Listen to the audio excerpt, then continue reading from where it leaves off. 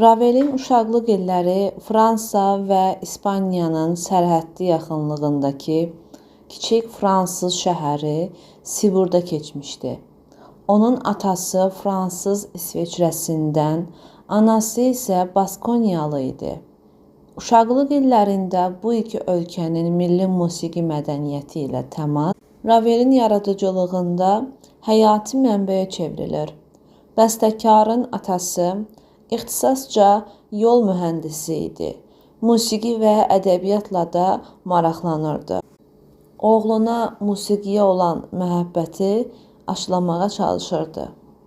Ravelin musiqi tərbiyəsi 7 yaşdan başlayır. Uşağın qeyri-adi istedadı onun 12 yaşından fortepianoda çalğının möhkəm professional vərdişlərinə yiyələnməsinə səbəb olur. Eyni zamanda Raveldə kompozisiyaya meyl aşkarlanır.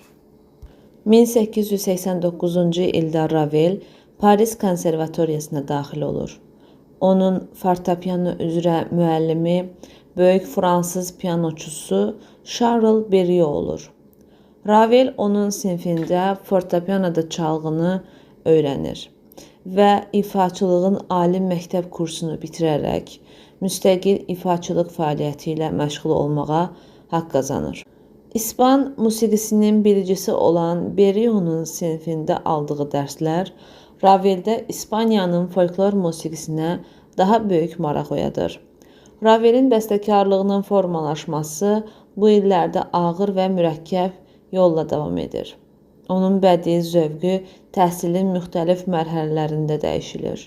Konservatoriyanın ilk illərində Weber, Chopin və Lisztin musiqisinə maraq müasir musiqiyə olan maraqla əvəz olunur.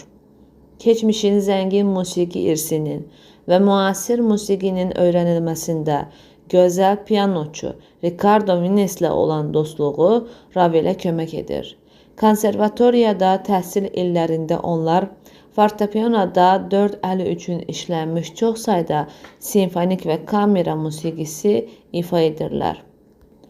Sonralar Vines Ravelin ehtiraslı və yaradıcıl təbliğatçısına çevrilir. Ravelin konservatoriya dövründə ümumi dünya görüşü də əhəmiyyətli dərəcədə genişlənir. Eyni zamanda klassik və müasir ədəbiyyata, fəlsəfə və təsviri sənətə marağı oyanır. Bu illərdə o 2 fortepiano üçün habaneranı yazır.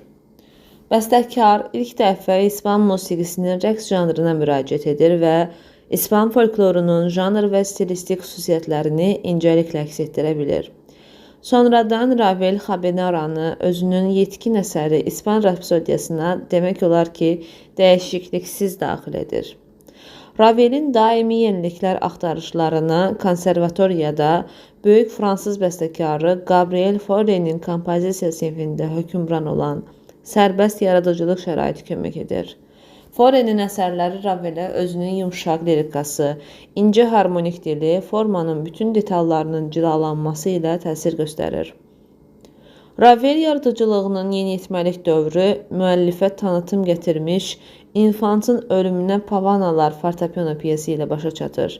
Bu əsərdə antik məmnuniyyətdə olduğu kimi Ravelin səciyyəvi xüsusiyyəti özünün fərdi münasibəti və stilist prizması idi.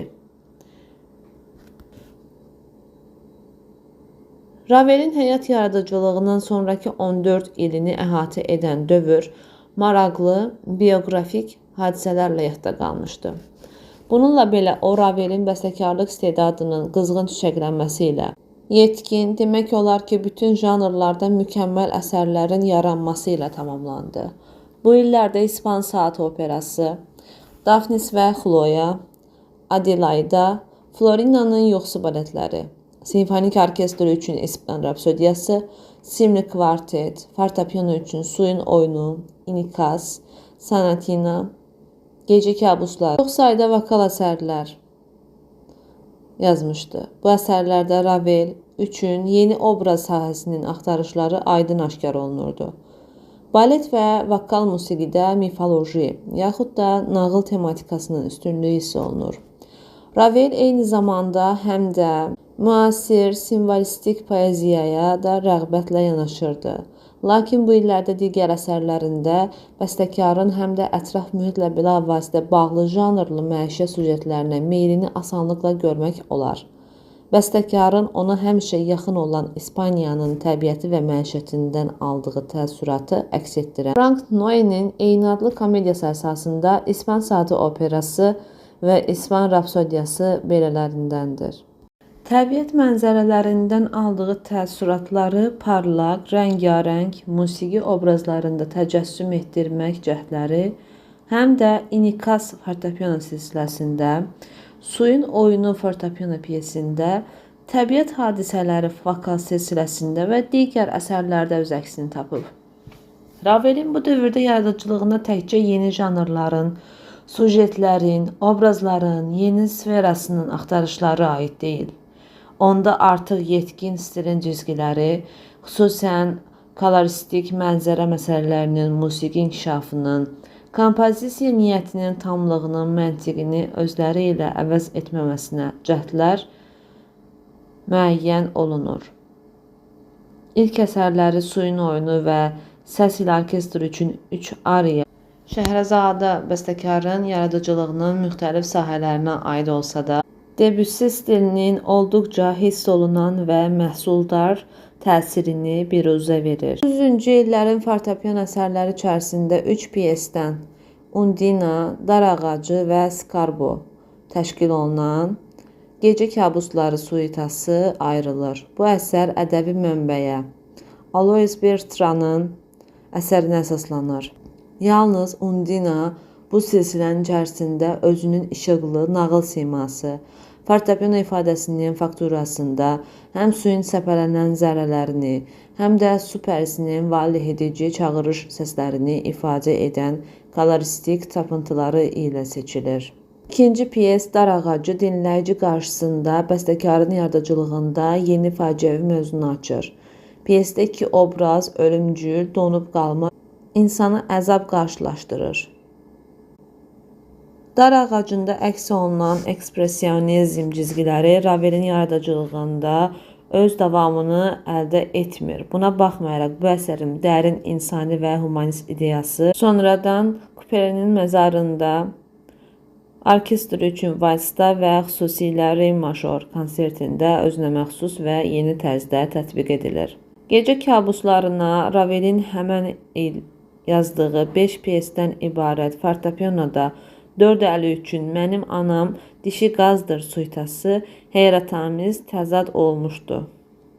900-cü illərin vokal əsərlərinin içərisində Şəhərzadə adlı 3 vokal simfonik poema seçilərək Ravelin bəstəkarlıq istedadının yeni cizgilərini açır. 1890-1900-cü illərin əvvəlində Ravelin əsərlərində yaradıcılıq yetkinliyinin və özünəməxsusluğunun ilk təzahürü onun bəstəkar kimi Parisin rəsmi bədii dairələrində qeyri-şərtsiz, təmənnasız tanınmasına səbəb olur. Ravelin Böyük Roma mükafatını almaq üçün müsabiqədə 3 dəfə iştirakı uğursuzluqla nəticələnir. 1905-ci ildə isə yaş məhdudiyyətinə görə bu müsabiqədə iştirak etmək qadağan olunur. Fransanın görkəmli mədəniyyət nümayəndələri Romain Rolland, Fauré və digərləri Ravelin müdafiəsinə qalxır. Etiraz dalğası o qədər güclü olur ki, konservatoriyanın direktoru Dubois istefa verməli olur. Onun yerini Fauré tutur. Yeni istedada qarşı geriliyin və etinasızlığın açıq nümayişi Fransanın bütün musiqi cəmiyyətini silkələnmiş və Ravelin Parisin geniş musiqi dairələrində bəstəkar kimi tanınmasına səbəb olmuşdu. 900-cü illərdə İspan Rapsodiyası Ravelin ən əhəmiyyətlilərindəndir. İlk dəfə bəstəkarın İspan folkloruna tam mənada yaxınlığını əks etdirən simfonik əsərlərindən biridir. Bu təkcə 4-cü hissədə, bayram hissəsində əsil xalq melodiyasının istifadə edilməsi ilə deyil, həm də İspaniyanın bir sıra vilayətlərinin musiqi folklorunun tipik xüsusiyyətlərinin burada istifadə olunaraq canlandırılmasından irəli gəlir. 1912-ci ildə Ravel 3 balet yazır. Dafnis və Xloya.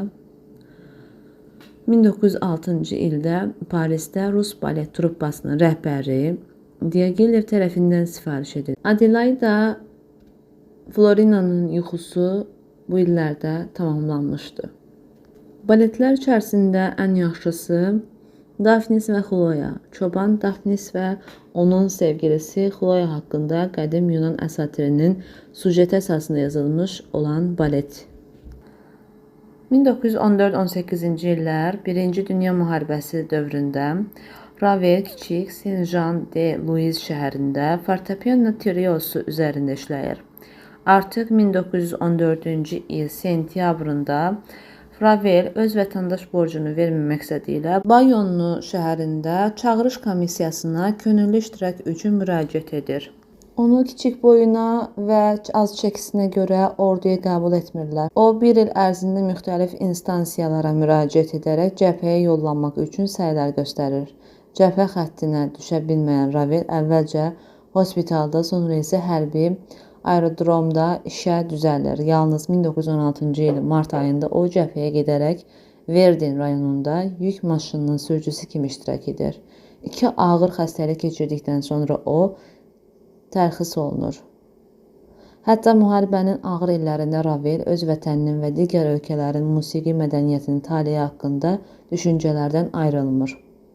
Ravel müharibədən sonra yaradıcılığında yeni tendensiyalar, məzmunun böyük ciddiliyinə və dərinliyinə və eyni zamanda həm də klassik musiqi ənənələri ilə daha sıx əlaqədar olur.